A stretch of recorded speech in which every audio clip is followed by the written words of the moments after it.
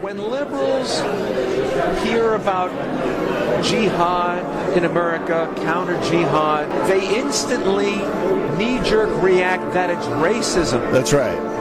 What have you learned, as coming from the liberal left Sure. of center, what have you learned about jihad that's different from what the Huffington Post thinks? The tendency, I think even of your most well-meaning moderate liberal, is to look at the world through a collectivist lens. So when I say Islam, they hear Muslim. If I say I'm against Islam, they hear you're against Muslims. The tendency then is to identify with, protect, sympathize with whoever you perceive to be the minority or the victim. So if I say I'm against a belief system of Islam, a collectivist is hearing that I'm against an individual.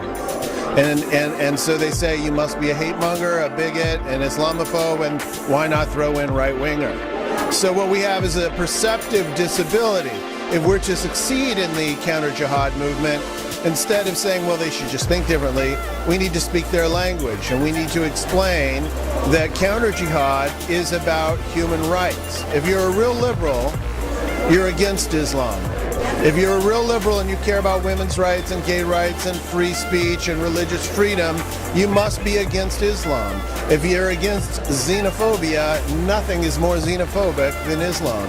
So to truly be a liberal, you have to be counter-jihad, or you're just a complete phony. But what's the distinction between counter-jihad and counter-Islam? There is no distinction at all, because Islam and jihad are inseparable. There is no such thing as radical Islam. It's a complete myth. Thank God the majority of the world's 1.6 billion Muslims are not devout.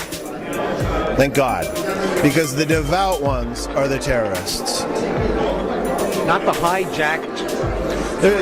Islam has not been hijacked by radicals. The ideal man in Islam, the highest moral example, is Mohammed.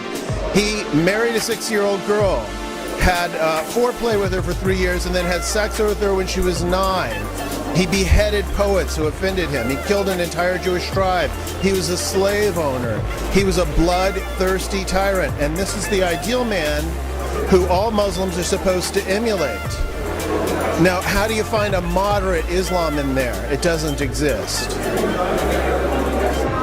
Is there some liberal postulate that criticizing another religion immediately makes you illiberal? Unfortunately, liberalism is, connected at the hip with multiculturalism. So, you have to believe that there's no such thing as superior or inferior, not races, but belief systems or cultures. And it's a lie. And now we have 1 or 2 generations who have been educated and indoctrinated into that lie through our public education system and our culture and our media. So that's a problem.